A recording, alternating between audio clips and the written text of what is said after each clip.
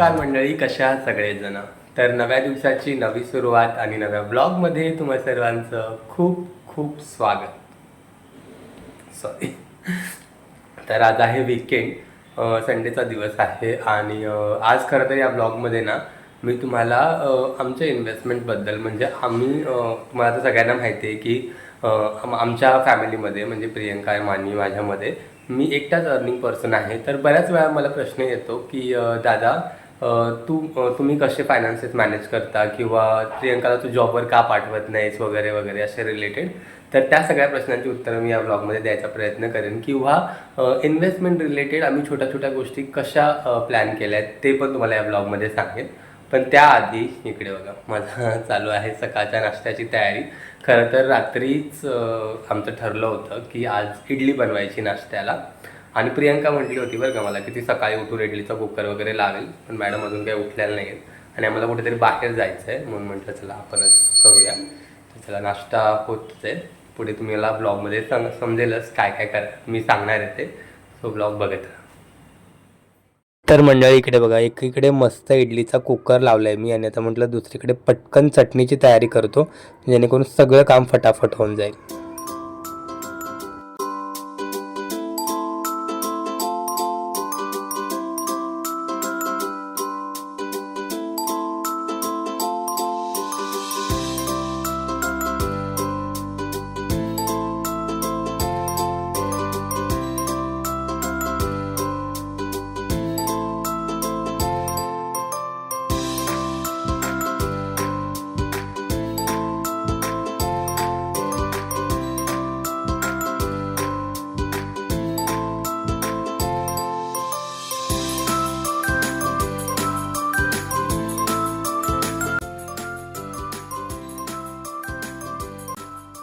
इकडे बघा माझ्या इडल्या रेडी आहेत. काय भारी दिसत आहेत ना. आणि हा कुकर उघडल्याच ना एवढा भारी सगळा वास अख्ख्या किचनमध्ये आला आहे ना, काय सांगू तुम्हाला. तर चला हे थंड होत आहे तोपर्यंत प्रियंका मॅडमला उठवतो, कारण आता आम्हाला जायला ना खरंच उशीर होईल त्या उठल्या नाहीत तर. इकडे बघा प्रियंका मॅडम उठलेल्या आहेत फारुशा आणि उठल्या उठल्या कामाला लागले. ते राहू दे प्रियंका, आपल्याला जायला उशीर होईल परत. आंघोळ करून किती पाणी खराब येते बघा, तो चेंज करायचा म्हणून ती उठली. ठीक आहे चला तुम्हाला चारवी किती दिवस झाले का ते बदलून? 10 दिवस. बघा काय हालत आहे नवी मुंबईमध्ये पाण्याची. 10 दिवस.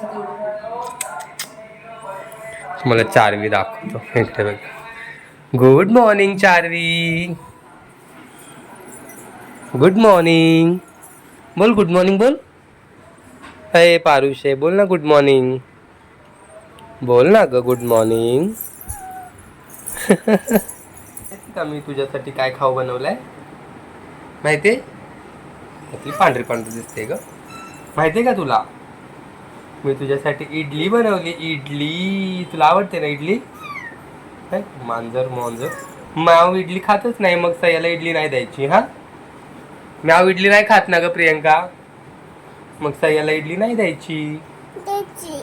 मग तू म्याव आहे ना, तुला इडली कशाला देऊ मी? मग इकडे उठून सांग मला. चल उठून बस बरं. चल जांभळ्या देते अजून पण झोप नाही झाली. उठून बस. काय कारभार चाललाय. एवढी मोठी झाली आहे सह्या तू, स्वतःच्या हाताने घेते. गुड गर्ल आहे सह्या. वरती बघ ना. बास तेवढंच खाणार आहे तू. हा बास. ओके आता काय घ्यायचं? इडली. घे. सह्या हुशार झाली.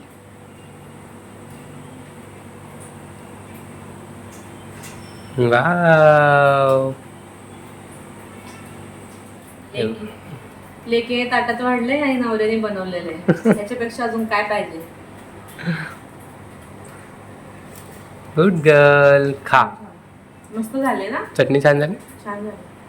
तर मंडळी आमचा नाश्ता वगैरे झालाय. कशी होती इडली?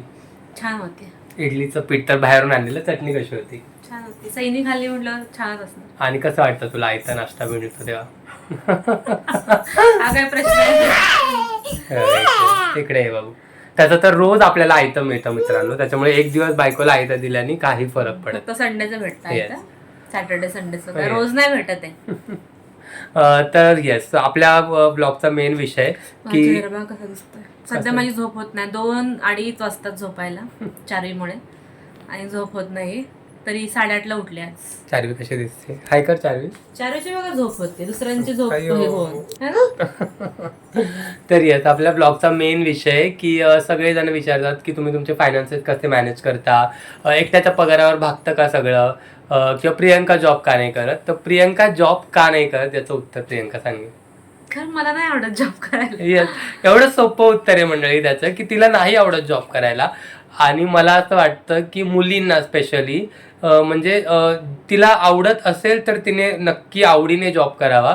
पण उगाचच पैशांची गरज आहे म्हणून घराबाहेर पडणं मला म्हणजे थोडंसं अवघड, म्हणजे मला नाही पटत ते. मी यांना कारण मध्ये मध्ये बोलत होते की मला इथेच एक जवळच जॉबची अपॉर्च्युनिटी भेटली होती आमच्या इथेच क्लिनिकमध्ये. काही नाही, फक्त सकाळ संध्याकाळ एवढंच जॉब होता. खूप इझी होता. तरी पण हे मला बोलले की नको, तू आपल्या घरीच राहा, चारवीकडे लक्ष दे, काही गरज नाही 8-9 हजारासाठी तिला सोडून जाणं. म्हणजे दर 2 महिन्यांनी 3 महिन्यांनी तिला हुकी येते की मी जाऊ का जॉबला, मी शोधू का. पण म्हणजे ती ह्या कन्सर्ननी बोलते की मग आपल्याला थोडे अजून जास्त पैसे मिळतील आपलं भागत नसले तर तिला मी नेहमी एकच गोष्ट सांगतो. सई शांत बस बा 1 मिनिट. तर मी तिला नेहमी एकच गोष्ट सांगतो की गरज म्हणून जॉब करायची वेळ नाही आली पाहिजे. आता आपलं खूप छान चाललंय. आणि कसं असतं ना, फायनान्सेस आपण कसे मॅनेज करतो किंवा आपला खर्च आपण कसा मॅनेज करतो त्याच्यावरती डिपेंड असतं. अगदी तुम्हाला 2 लाख पगार असला ना तरी तुम्हाला महिन्याच्या अखेरला पैसे कमीच पडणार जर तुम्ही ते व्यवस्थित मॅनेज केले नाहीत तर त्याच्यामुळे मग ज्यावेळेस मी तुला सांगितलं की ज्यावेळेस मला खरंच वाटेल की आता माझ्याच्यानी म्हणजे आपल्या याच्यात नाही होते माझ्या एकट्याच्या सॅलरीमध्ये, तेव्हा मी तुला स्वतःहून सांगेन की तू जॉबला जा. आणि तिच्या आवडीनिवडी फार वेगळ्या आहेत. आणि कसं असतं ना, म्हणजे जेव्हा बाईला जॉब करावा लागतो, म्हणजे माणूस जेव्हा काम करतो त्यावेळेस तो आयता डबा घेऊन घरातून जातो किंवा कामावरून आल्यावर त्याला आयतं जेवण मिळतं. बायकांच्या बाबतीत तसं नसतं. बायकांना सगळं घरातलं आवरून कामावर जावं लागतं. कामावरून आल्यानंतर पण त्या घरातलं सगळं बघतात. मी 2-3 दिवस पाठीमागे एका पार्लरमध्ये जॉब केला. खूप मला सांगायला तर खूप मला हे होतंय, मला नाही जमलंय. म्हणजे खूप त्या पार्लरमध्ये एवढी कस्टमरची लाईन असायची, त्याच्यामुळे मला घरी येऊन घरचा स्वयंपाक हे मला 2-3 दिवस मला ऍडजस्ट झालंच नाही. मी आजारी पडले. त्याच्यामुळे मी जॉब हा विचार कधी केलाच नाही.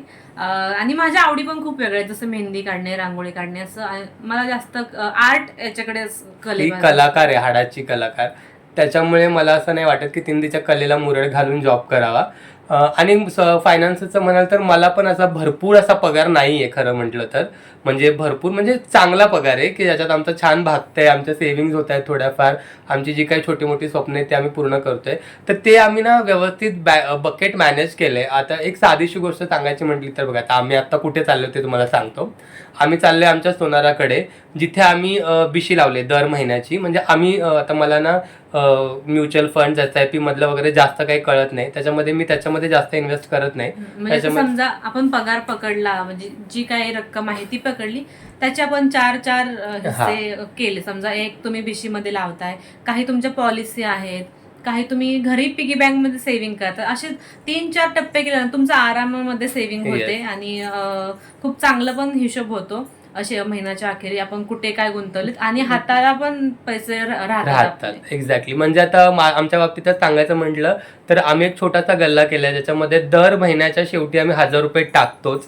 ते 1000 रुपये यासाठी की जर आम्हाला कधी अचानक पैसे लागले तर, आणि किंवा मग आम्हाला कुठे बाहेर जायचं असेल तर काय होतं ना, 1 मिनिट बाबू थांब ना. तर मी सांगत होतो की जर आम्हाला कधी कुठे बाहेर जायचं असेल तर अचानक आपल्याकडे एवढे पैसे नसतात, त्याच्यामुळे मग आम्ही ते 1000 रुपये साठवतो, जेणेकरून वर्षाच्या शेवटी 12-13 हजार रुपये साठतात. त्याच्यात थोडेफार आपले टाकले तर आपली छोटीशी ट्रिप आरामात मॅनेज होऊन जाते.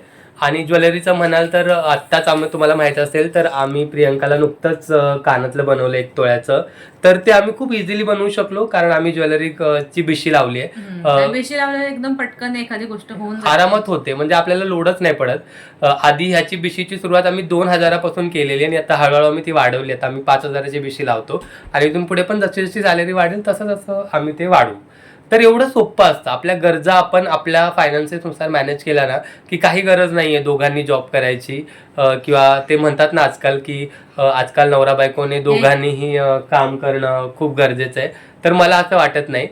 फायनान्सेस आपण मॅनेज करायचे असतात आणि आपल्या बायकोला जास्तीत जास्त कसा आराम मिळेल हे नवऱ्याने बघायचं असतं असं मला वाटतं. तर चला, आम्हाला ऑलरेडी खूप उशीर झाला हे तुम्हाला सांगायचं होतं. आता सोनाराची बिशी भरायला चाललो आम्ही, तिकडे पण तुम्हाला घेऊन जातो आणि पुढे आम्ही त्या म्हणजे त्या बिशीतून आमचा पुढचा काय प्लॅन आहे ते पण तुम्हाला सांगतो. स्टेट्यू. आणि इकडे बघा चार्वी. कधी कधी इतका लाड येतो तिला. मलाच मला आय लव्ह यू. किशी दे ना, एक किशी दे ना. बघितलं मला हाय कर. I love you.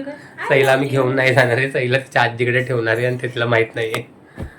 तर हा आहे आमचा ठरलेला ज्वेलर्स, ज्याच्याकडे आम्ही मागचे 2 ते 3 वर्ष झालं बिशी चालू केली आहे आणि ही बिशी मी दरवेळेस ना प्रियंकाच्या हातानेच भरतो.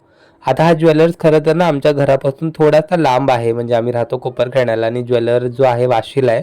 पण खूप जुने संबंध आहेत, म्हणजे अगदी पप्पांपासून ते इथे गोल्ड परचेस करायचे म्हणून आम्ही इथेच लावले. आणि खरं तर बिशी लावायची म्हटलं ना तर तुम्हाला खरंच विश्वासातला सोनार पाहिजे, तेवढा विश्वास तुमच्या सोनारावरती पाहिजे. आणि इकडे बघा प्रियंकाकडचं जे कानातलं आम्ही घेतलं होतं ना त्या कानातल्याचा पण थोडासा प्रॉब्लेम झाला होता, मग ते पण आम्ही दाखवायला आणलं होतं. आणि कसं असतं ना, तुम्ही ज्यावेळेस मंथली बिशी लावता ना त्यावेळेस तुमचं मंथली येणं जाणं चालू असतं ज्वेलर्सकडे, त्याच्यामुळे तुमची ओळख चांगली वाढते आणि छोट्या मोठ्या गोष्टीमध्ये ना ते तुम्हाला म्हणजे कसलेच आडकाठी न करता हेल्प करतात. आणि इकडे बघा प्रियंकाचं चालू आहे नवीन नवीन काय डिझाईन्स आले आहेत ते बघायला. म्हणजे तुम्ही कधी आलात ना तर सोनाराची एवढी चांगली ओळख झाली ना, दर महिन्याला येणं होतं त्यामुळे ते स्वतःहून आवर्जून, म्हणजे तुम्हाला घ्यायचं नसलं ना तरीसुद्धा आवर्जून ते दाखवतात की बघा ह्या डिझाईन्स आल्या आहेत, हे नवीन आलं आहे. भले तुम्हाला ते घ्यायचं नसेल, त्यांनाही माहीत असतं की आत्ता सध्या आपल्याला ते घ्यायचं नाही आहे, पण तरी पण ते दाखवणार की म्हणजे ही डिझाईन आली आहे, जर पुढे मागे तुम्हाला करायचं असेल तर तुम्ही घ्या किंवा मग थोडेफार पैसे भरून बुक करून टाका. असं ते चालूच असतं काय ना काहीतरी. आणि खरंच खूप हेल्प होते, म्हणजे अगदी तुम्ही 2 ते 3 हजाराची बिशी लावलीत ना सुरुवातीला तरीसुद्धा ती खूप हेल्पफुल ठरते. तर मंडळी, सोनाराच्या दुकानात जाऊन आम्ही आलो आहे आता मिनी मार्केटमध्ये. लाखांची खरेदी करून झाली, आता हजाराची करायची. आम्ही नुसतंच असंच बघायला आलो, आम्हाला काही घ्यायचं नाही आहे, पण म्हटलं आता इथे जवळच मिनी मार्केट आहे तर म्हटलं एक राऊंड मारून जाऊया. मॅडमला जर काय आवडलं तर बघ.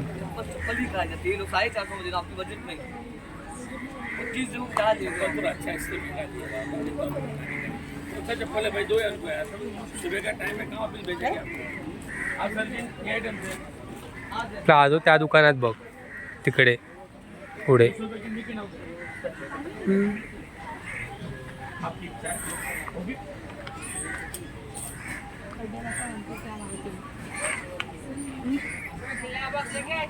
तर मंडळी, आम्ही दुपारी ज्वेलर्सकडून आलो आणि इतका उशीर झाला आम्हाला यायला ना की आम्ही जेवलो आणि डायरेक्ट झोपून गेलो, त्याच्यामुळे पुढे काय ब्लॉग करता आला नाही. पण एनी विच वेज ह्या व्हिडिओमध्ये मला जे काही सांगायचं होतं ते तुम्हाला कळालं असेल. मला असं वाटतं की बायकोने जॉब करणं महत्त्वाचं आहे का हे तुम्हाला कळालं असेल की ते कुठल्या म्हणजे आम्ही कसं घेत होते. तसं ठेवलंय मला ह्यांनी कामावर, काम चालू आहे माझं, स्वयंपाक चालू आहे तिचा. आणि पुढच्या एखाद्या व्हिडिओमध्ये मी हे पण सांगेन की म्हणजे ती पैसे कमवत नाही तरी पण ती इंडिपेंडेंट आहे, स्वतःचे पैसे स्वतः खर्च करते. ते कसे ते तुम्हाला मी पुढच्या व्हिडिओमध्ये सांगेन एखाद्या. पण तुर्तास तरी आता आपला व्हिडिओ पण इथेच थांबूया, कारण इथून पुढे काही नॉर्मल आता आम्ही संध्याकाळचा स्वयंपाक चालू आहे. काय बनवलं जेवायला? आमरस, गवारीची भाजी, चपाती आणि पावट्याचा भात. येस, जो मागच्या एका मिनी ब्लॉगमध्ये तुम्ही बघितला असेल. तर फार काही इंटरेस्टिंग नसणार आहे पुढे, आम्ही जेवणार आहे आणि मग पुन्हा झोपणार आहे, त्यामुळे आजचा ब्लॉग इथेच थांबूया. आणि कसा वाटला हा व्हिडिओ, म्हणजे तुम्हाला जर इन्फॉर्मेटिव्ह वाटला असेल तर नक्की आपल्या चॅनलला सबस्क्राईब करा, आपल्या व्हिडिओजला लाईक करा, कमेंट करत जा. येस, मोठे व्हिडिओज बघत जा आणि असं तुमचं भरभरून प्रेम द्या. चला भेटूया नेक्स्ट ब्लॉग मध्ये. Bye bye.